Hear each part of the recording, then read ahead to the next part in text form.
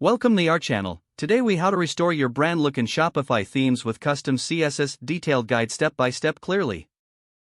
Begin by logging into your Shopify admin panel. Navigate to the online store section located on the left sidebar. Click on themes to view your current themes. Find the theme you want to customize and click on the actions dropdown.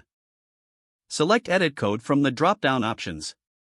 In the left sidebar, locate and click on the Assets folder. Look for the file named theme.scss.liquid or styles.css.liquid.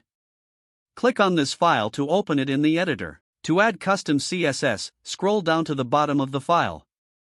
Begin adding your custom CSS rules. Ensure each rule is properly formatted, starting with the selector followed by properties. For example, to change the header color, use header color number 000.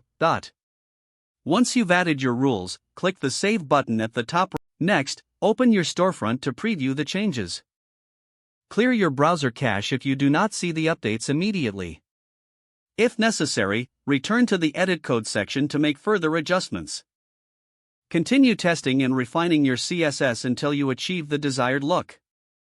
Once satisfied, document your changes for future reference. This will help maintain consistency if you revisit your CSS later. If the page does not load, refresh the browser or try again in a private or incognito window. Make sure you are using the correct email address, then retype it carefully to avoid small typos. If your password is not accepted, use the reset option and create a new strong password you can remember.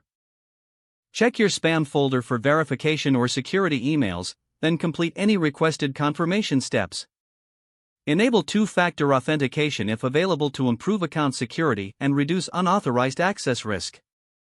After signing in, review your profile details so your contact information and settings are accurate and current.